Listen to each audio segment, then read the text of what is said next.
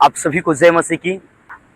तो इफिसियों का पुस्तक कहता है कि सारे हथियार यानी सारे हथियार परमेश्वर का जो है वो बांध लो। ये सबसे बड़ा हथियार कौन सा, ये सबसे बड़ा वरदान कौन सा है, आज हम जानेंगे।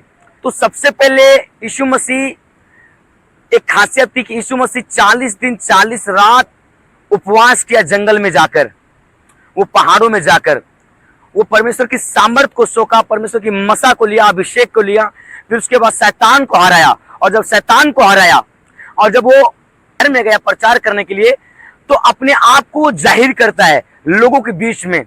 जब वो जाहिर करता है परमेश्वर के नाम में अपने आप को कि मैं कौन हूं, तो सबसे पहले वो किस रीति से जाहिर करता है अपने आप को, बाइबल क्या बताती है। हम पढ़ते हैं एक पुस्तक को, लूका का पुस्तक 4 उसकी 18 में, कि प्रभु की आत्मा मुझ पर है, इसलिए उसने कंगालों को सुसमाचार सुनाने के लिए मेरा अभिषेक किया है। परमेश्वर का अभिषेक हुआ तो इसलिए नहीं अभिषेक हुआ को लंगड़े को चलाए, अंधे को दिखाएं, मुर्दों को जिलाएं, वो प्रोफेसी करें, वो बड़े बड़े काम करें। उसने कहा मेरा अभिषेक इसलिए हुआ कि मैं सुसमाचार को करूं, मैं परमेश्वर की सत्य के वचनों को फैलाऊं, इसलिए मेरा अभिषेक हुआ है। और अगर बाइबल का सबसे बड़ा हथियार को जानेंगे तो सबसे बड़ा हथियार है परमेश्वर का, वो शैतान को हराने के लिए वो सुसमाचार है। इस देश में, इस वर्ल्ड में, तो सबसे पहले वो काम क्या, सुसमाचार किया। जब यीशु मसीह मारा गया, गाड़ा गया, तीसरे दिन मुर्दों में से जी उठा और जब स्वर्ग में उठा लिया गया, तो फिर आखिरी में अपने चेलों को वो सुसमाचार देकर गया कि मेरी सुसमाचार को पूरा दुनिया में फैलाओ। फिर जब यीशु मसीह आत्मा पतरस के ऊपर उतरा पेंटेकोस्त के दिनों में, जब सब चेलों के ऊपर उतरा पवित्र आत्मा, तो सबसे पहले पतरस के ऊपर जब पवित्र आत्मा उतरा चेलों के ऊपर, तो बाइबल क्या बताती है, पतरस कोई उस आत्मा के द्वारा कोई हीलिंग नहीं किया, कोई चमत्कार नहीं किया, कोई बड़ा काम नहीं किया। सबसे पहले पतरस ने भी सुसमाचार और प्रचार किया था।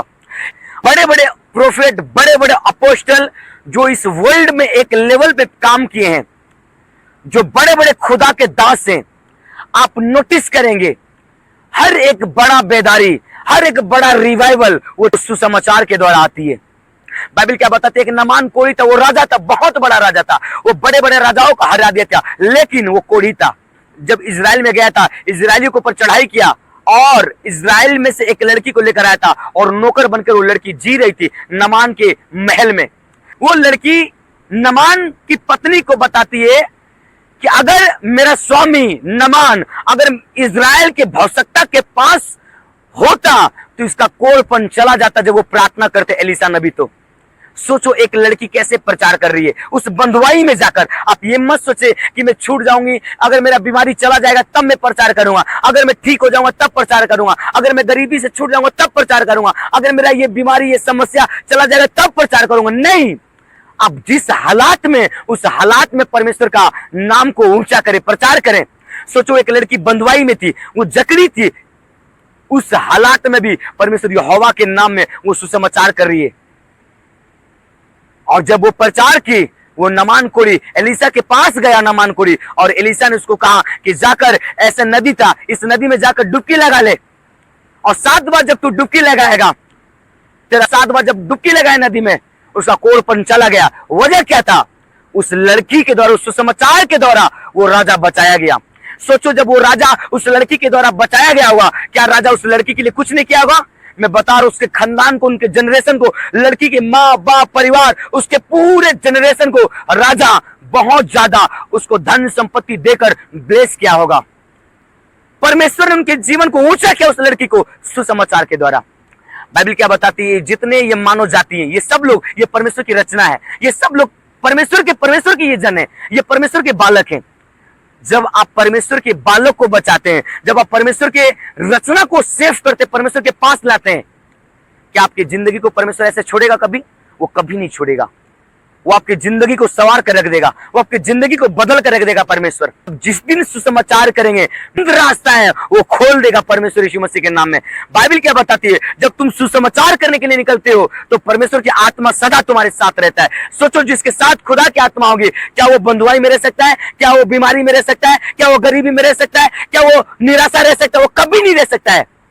प्रचार करते हैं तो हीलिंग भी होती है। जब आप प्रचार करते हैं तो टूटे हुए दिल को परमेश्वर जोड़ता है। जब आप प्रचार करते हैं तो हीलिंग, प्रोफेसी, हर एक वरदान एक्टिवेट हो जाते हैं जब आप प्रचार करते हैं तो यीशु मसीह के नाम में। इसलिए आप जिस नगर में, जिस गांव में, जिस शहर में, अब जहां कहीं भी है, आप परमेश्वर के प्रचार को करना मत छोड़ें।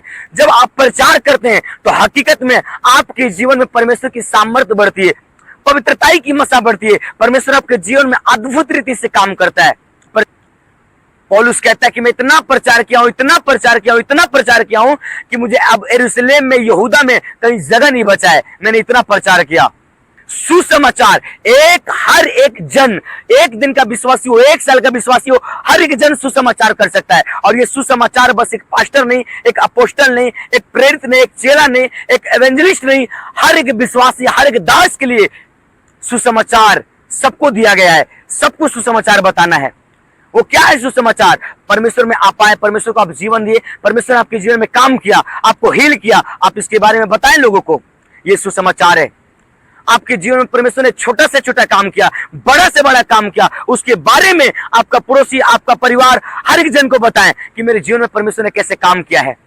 आप जब ये प्रचार करते हैं तो परमेश्वर आपके जीवन में और अद्भुत रीति से काम करता है। जब आप प्रचार करते हैं परमेश्वर आपके रास्ताओं को साफ करता है। जब आप प्रचार करते हैं तो लोगों का फेवर आती है आपके जीवन में। जब आप प्रचार करते हैं तो परमेश्वर का अभिषेक आपके जीवन में बढ़ता है। जब आप प्रचार करते हैं तो परमेश्वर की आत्मा और दुगना रीति से आपके जीवन में काम करता है यीशु मसीह के नाम में।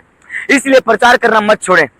यीशु मसीह जब पहला दिन प्रचार किया, पहला बार, तो सुसमाचार किया, कोई मिराकल नहीं किया। जब मरकर जी उठा तो अपने चेलों को बताया जाओ सुसमाचार करो। जब यीशु मसीह का आत्मा आया चेलों को पत्पिंता 30 के दिन में, तो सबसे पहला काम सुसमाचार का हुआ। इसलिए आप कोई भी हैं, आप सुसमाचार करना मत छोड़े ताकि प्रभु आपको ब्लेस करे और आशीषित करे। ये बहुत बिगेस्ट हथियार है खुदा का। और याद रखो, हमें एक ही हथियार को नहीं लेकर चलना है, हमें हर एक हथियार को लेकर चलना है। वो हीलिंग का हो, वो प्रोफेसी का हो, वो भविष्यवाणी का वरदान हो, हीलिंग का वरदान हो, वो गैर भाषा के वरदान हो, ये सब वरदान बेस्ट है, लेकिन द बेस्ट है सुसमाचार का वरदान। जब आप सुसमाचार करते हैं आप लोगों को होलसेल में बचाते हैं। जब आप प्रचार करते हैं हकीकत में परमेश्वर की आत्मा आपके अंदर ज्यादा काम करता है यीशु मसीह के नाम में। तो प्रभु आपको ब्लेस करे, आपको आशीषित करे। अब जितने लोग हैं, जिस नगर में, जिस गांव में, अब जहां कहीं भी है, आप सुसमाचार करना प्रभु का मत छोड़ें। जिस दिन आप सुसमाचार ठान लेते हैं कि मैं अपने बाप के बारे में लोगों को बताऊंगा, मैं अपने परमेश्वर के बारे में लोगों को बताऊंगा, जो पाप में, जो बिखरे हैं, जो टूटे हैं, जो बंधुआई में, जो अंधकार में फंसे हुए हैं, मैं उन सबको परमेश्वर की ज्योति के पास लेकर आऊंगा। परमेश्वर आपको मार्वलस रीति से ब्लेस करेगा। आपको वो इतना देगा कि जितना आप सोच भी नहीं सकते। मेरा क्या हुआ जिंदगी, मैं परमेश्वर को जाना, परमेश्वर को जानकर अपना जीवन प्रभु को दिया। मैं सुसमाचार किया, सुसमाचार करते करते 3 लोगों में प्रचार किया। परमेश्वर मुझे पास्टर बनाकर खड़ा किया। आज परमेश्वर मुझे हजारों लोगों में यूज कर रहा है। एक वजन कि परमेश्वर के नाम को लेकर आगे जाना है, परमेश्वर के काम को करना है। तब परमेश्वर ने हमें ब्लेस किया है। तो आप बीमार हो, नीचे हो, डाउन हो, ऊपर हो, आप किसी भी सिचुएशन में हो, आप सुसमाचार को करना कभी मत छोड़ें। इसलिए आप प्रचार करें, सुसमाचार करें। जिस भी हालात में परमेश्वर आने वाला टाइम में, मैं भविष्यवाणी कर रहा हूं आपके जीवन के ऊपर, आपको परमेश्वर ऊंचा करेगा। आप जिस सिचुएशन में, जिस शहर में, जिस गांव में, जिस नगर में, परमेश्वर वहीं से आपको उठाएगा और खड़ा करेगा और दुश्मनों का मुंह बंद करेगा परमेश्वर यीशु मसीह के नाम में।